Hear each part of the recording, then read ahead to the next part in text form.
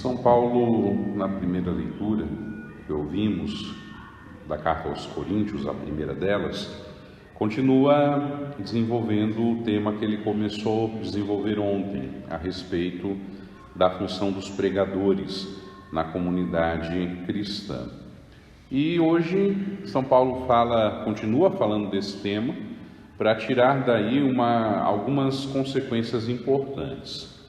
Em primeiro lugar, ele exorta a comunidade dos coríntios a verem nele, em Apolo e em todos os pregadores, ou seja, aqueles que estão responsáveis pelo ensino da palavra de Deus, enxerguem neles somente servos de Cristo e administradores dos dons misteriosos de Deus aos homens. Só isso, nada mais além do que isso.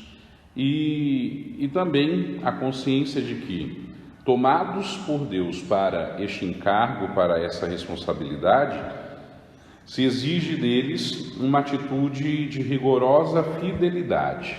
Portanto, são chamados a prestar conta àqueles que os encarregaram, que é Cristo e Deus, o Pai. Eles não precisam prestar contas a mais ninguém, nem mesmo à comunidade.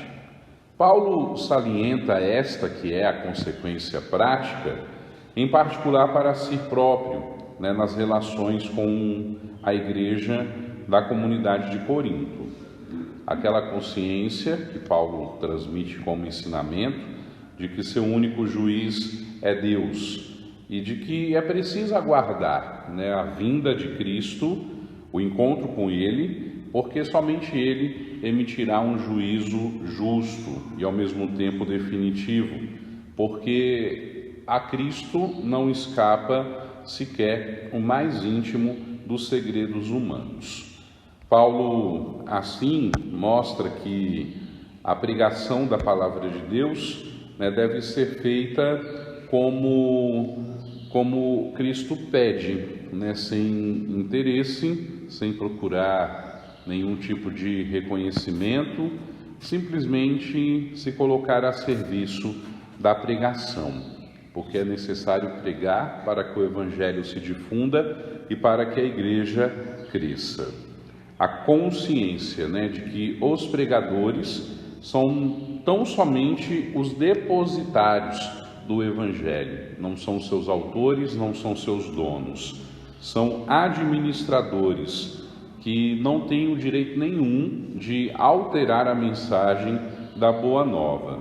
Não são donos do anúncio do Evangelho em si, mas são responsáveis.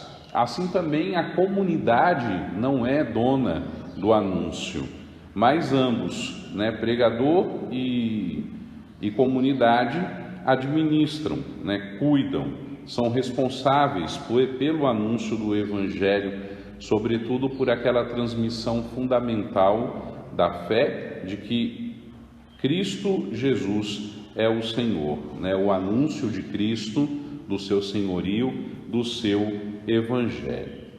Jesus, antes de morrer na cruz, havia orado ao Pai pedindo que a sua igreja, a sua comunidade, nela tivesse uma comunhão, tivesse uma unidade, uma comunhão exigente, como Ele está em comunhão com o Pai, que eles sejam um, assim como eu e tu, Pai, somos um. Jesus, enquanto ora pela igreja, ora por nós naquele momento, antes de entregar a sua vida no supremo sacrifício da cruz, tem esta extrema intuição, que a credibilidade da comunhão da comunidade vem da comunhão entre Ele e o Pai e também o Espírito Santo, que une a todos num só corpo. É graças a essa comunhão e essa unidade que nós dizemos que a igreja é um corpo, e não qualquer corpo, mas o corpo místico de Cristo. Se os cristãos procuram estar visivelmente em comunhão, é para serem verdadeiros diante dos homens, é para oferecer a todos, sem exceção, um lugar de comunhão em que até aqueles que não são cristãos, que não são crentes, que não creem em Deus, se sintam à vontade. Criar essa comunhão desejada e orada por Jesus é uma comunhão que não comporta a imposição de classes ou qualquer outro tipo de divisão. Comunhão, sermos um, trabalharmos pelo bem comum, nos esforçarmos para viver e anunciar o anúncio do único Evangelho. E a palavra de Deus, ela gera muitos frutos nesse ambiente de comunhão, de unidade. Por isso nós nunca podemos descuidar da nossa unidade, da nossa comunhão, devemos entender cada vez mais o que significa isso, ter unidade, ter comunhão, fazer o possível para que a gente seja cada vez mais unido e não o contrário disso, que é separar-se, para que a glória seja de Deus e nós também possamos ser privilegiados com esta glória ao corresponder o chamado de Deus ao nosso respeito. Depois, no Evangelho, nós vemos um tema também relacionado à igreja, o corpo de Cristo, e não só o corpo de Cristo, mas também como a esposa de Cristo. O tema é sobre o jejum. Para o cristão, o jejum não é uma prática exterior que se possa encher de formalismo e de hipocrisia, porque no Evangelho Jesus é meio que acusado pelos fariseus e os mestres da lei. Porque é que nós e os discípulos de João fazemos jejum e os teus discípulos não jejuam, porque o jejum é uma prática tão antiga quanto o povo de Israel. E aí Jesus vai contar uma parábola, a parábola das núpcias, que tem a função de revelar que a vida cristã estabelece uma relação pessoal com Jesus e consiste em confundir nossos interesses com os seus na alegria e na dor. O cristão é amigo do noivo, o cristão é convidado à festa de casamento, por isso não jejuará. Se o noivo está presente, por que jejuar? Ninguém vai a uma festa de casamento para ficar com fome. Vai à festa de casamento para celebrar, e uma forma de celebrar é inclusive tomando o alimento que se oferece.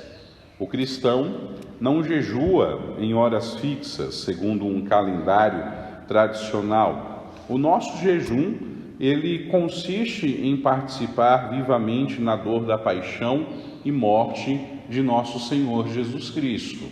Por isso, oficialmente falando, nós só jejuamos a pedido da igreja 2 vezes no ano, no início da quaresma, na quarta-feira de cinzas e na sexta-feira da paixão. São as 2 datas em que somos obrigados, vamos dizer assim, por conta do mandamento, a fazermos um jejum todos nós. E depois, aqueles que têm a prática de jejuar toda semana ou de vez em quando, tem que cuidar para que esse jejum não desconfigure o caráter da presença do esposo em nosso meio. Então, a gente sabe que domingo é o dia por excelência do Senhor, então eu posso jejuar qualquer dia da semana, menos o domingo, porque no domingo é o dia da festa, de casamento, é o dia em que nós vamos à igreja viver a nossa fé com os nossos irmãos e irmãs, e não tem sentido nenhum a gente fazer jejum naquele dia. De segunda a sábado todo mundo fica à vontade para jejuar, mas no domingo, na solenidade, a regra da igreja é clara nesse sentido, e o próprio Jesus diz isso no Evangelho que nós ouvimos hoje. O jejum não é dieta, o jejum é sim um sacrifício, mas ele deve estar unido justamente a essa dor da paixão e da morte de Jesus. Também essas 2 parábolas que ouvimos no Evangelho hoje traz para nós a ideia que Lucas quer expor, que é a forte diferença que existe entre Israel antes de Jesus e o tempo inaugurado por Jesus e pela Igreja. A nova aliança, que é aquela confirmada no sangue de Jesus derramado na cruz, ela não é uma modernização de leis, práticas, doutrinas antigas. Ela é nova, por isso se diz nova aliança. Ela é uma total novidade e por isso exige também nova mentalidade. Quem está com a mentalidade ligada à aliança passada não vai conseguir aceitar a aliança definitiva em Cristo, porque tudo está em relação a Ele, o esposo da igreja, a sua presença, que é o Cristo. Jesus inaugurou um novo tempo, que é o tempo da alegria. Por isso, frequentemente se fala da festa de casamento como este sinal de que este novo tempo chegou. Um tempo para a salvação, um tempo para a redenção, um tempo em que Ele faz um convite nupcial, uma festa de novidade de vida. Por isso, Jesus não impõe a seus discípulos práticas de ascese, como o jejum, feita com um espírito antigo a seu tempo. Também os discípulos de Jesus jejuarão, mas com um espírito completamente diferente. O novo espírito do Evangelho não pode ser recebido nos esquemas envelhecidos de uma prática da lei privada de interioridade. Quem permanece tenazmente agarrado a semelhantes práticas não pode entender e viver a novidade de Cristo, porque a sua doutrina, a sua lei e prática é o amor. Jesus importa-se muito mais com aquilo que existe em nosso interior do que com aquilo que nós podemos fazer externamente. Por isso, um conselho em um outro momento: quando jejuar, não precisa dizer para todo mundo, perfuma a cabeça, coloca um sorriso no rosto, e segue a vida. Jesus aprecia justamente a interioridade, a discrição na relação com Ele, nesse sentido da nossa vida e da nossa vivência pessoal. Na comunidade nós somos um corpo, mas somos cristãos também, fora da realidade da comunidade, e ali também, na nossa individualidade, devemos viver a nossa fé.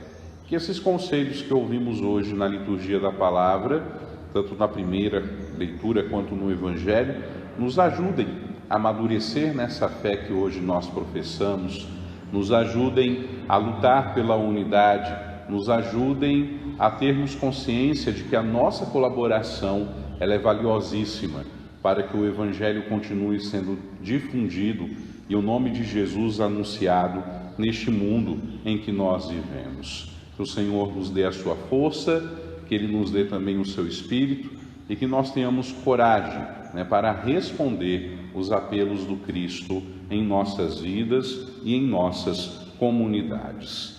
Louvado seja nosso Senhor Jesus Cristo. Para sempre seja louvado.